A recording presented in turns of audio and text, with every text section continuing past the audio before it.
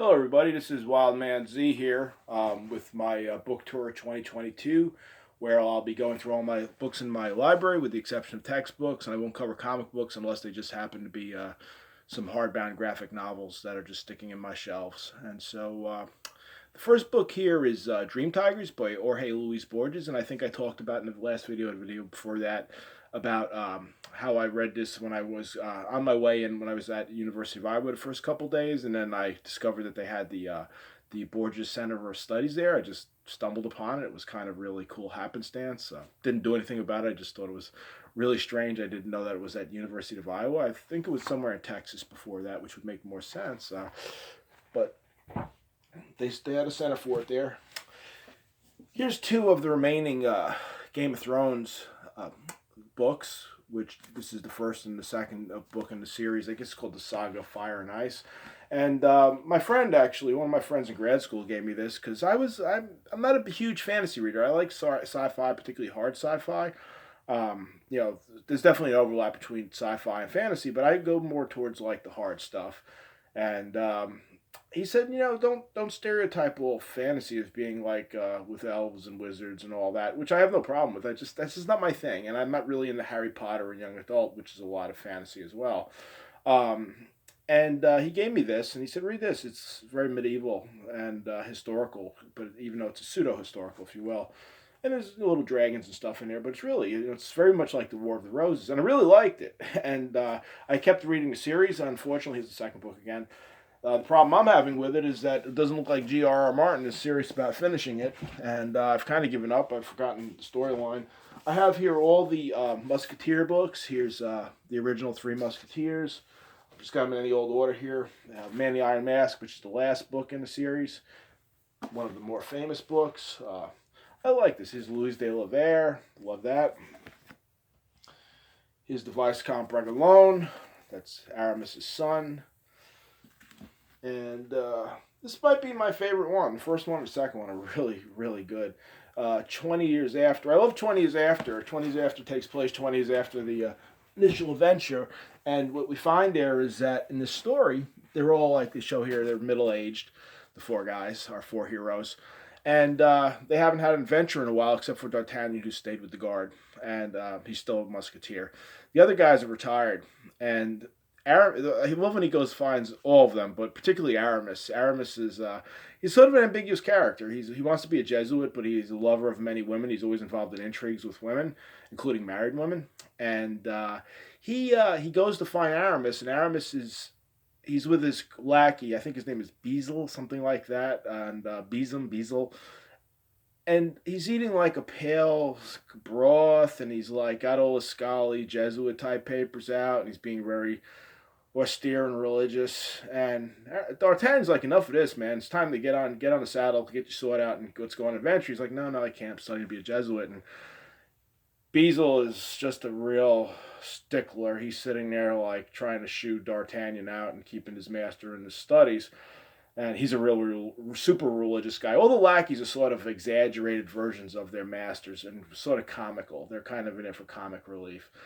But the D'Artagnan has like a perfumed letter by Mademoiselle de Chevreuse, I believe it is, and he says, "Well, you don't want to see the letter." Then he has it like in his breast pocket, and Aramis's eyes light up. And next thing, he's throwing the soup aside. He wants his quail and wine, and he wants his cape, and he's dragging Bezel back out on the road. Bezel's just like that, and it's really fun. It's super fun.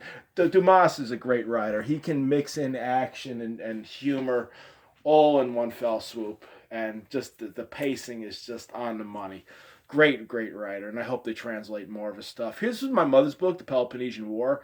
I need to read this, and I think Michael K. Vaughan just reviewed it. I've never read it, and I'm familiar with the Peloponnesian War, just reading some, Greek history books, but I want to read the original account, and so this is a must-read, and I can see she read it. There's a lot of markings in the book, and, pages folded over, and I can recognize her handwriting. She had a nice taste in books, and I've kept most of them. Oh, here's a classic. I read this about 20, 25 years ago, and I need to reread it. War and Peace, the classic by Leo Tolstoy. It has everything from the battles of the Napoleonic War between the French and the Russians, all the soirees, all the debauchery with guys like Dolokhov and all the things that they're doing, and it's just fantastic. There's always this kind of thing. People say, "Oh, it's like reading War and Peace." Like, yeah, reading War and Peace is great. I don't know why you wouldn't want to read it. It's big, but it's a very straightforward read. It's no Gravity's Rainbow. It's not hard to understand, and it's very historical, and it's fantastic. And so, here's a play, Cyrano de Bergerac. I had this at University of Vermont. It's been translated and adapted for the stage by Anthony Burgess from the original Rostand work, and I really enjoyed it. I always loved Cyrano de Bergerac as a character, and I really appreciated reading the book. Here's another Greek classic that I did read. I read this when I was working at University of Vermont. I read it at nighttime, before bed. When I was in grad school, it was unfortunate as a postdoc as well, as you spend so many times reading, well, things for your coursework, of course, but more importantly, like you're reading and writing just constantly technical documents, peer-reviewed publications, and I also was a grant writer for some time, and it just takes a lot of time, a lot of scholarly reading of literature, but it's peer-reviewed, not even popular scientific literature, and it's usually very narrow. You're in your field, and I was in aerosol research, so every paper was pretty much on aerosols and the associated techniques. So I'd read a little bit at night, and I didn't get a lot of free time to read in grad school. It's not like I have a classic education, literature or history or something like that. So it's I'm a very techie type of guy in terms of my academics, but I love this stuff. And I love this story, Jason. I call it Jason the Argonauts, because it kind of reminds me of a superhero story. It's like the Avengers in a sense, where or the Avengers is like this because they kind of have roll calls. Like, these are all the guys. They all have power sets. They got like a master archer. They got swordsman. They got Hercules.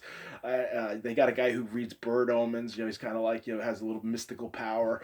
They have like all the power set, and it's great. It's a very ancient idea, apparently, to have a bunch of guys with different powers. And Hercules kind of cuts out on these guys early on. I don't get why in the storytelling they wrote that in. Like, why we wouldn't want to have Hercules on the mission. He runs after his little lackey boy through a desert or something, like his little crony. It's kind of gay, actually. Like, he's in love with his little servant boy, and he has to chase after him. I'm like, why did Hercules leave the crew? I don't get it, but it's great nonetheless. That was all I had on my shelf, but I have a couple minutes here left in my time. Let me just show you some other books that I'm actually reading right now. They're not really on my shelf, but they're just sitting by me on the couch because eventually I'll have to get to them. This guy can write here. His name is Matthew Baker. I came across him in Lightspeed. It's an online magazine. He wrote a story called Life Sentence.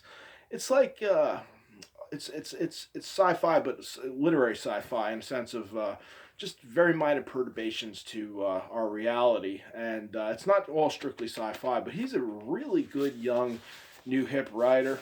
He's got his picture of him in the back with a cool hat. Love his style.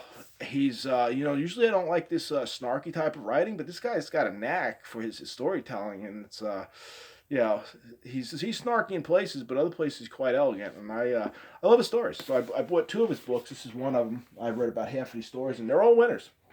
And this guy is, of course, all winners. I'm reading this right now on and off. Euripides, reading and rereading some of the plays. I usually read them, get a lot of it, and then I go back. I try to watch something on the Center for Hellenic Studies. They'll have the Zoom plays, and then they have a critical discussion of it, and I go back and reread them. I do this with Shakespeare too. I go back and forth with it to try to understand everything I'm reading.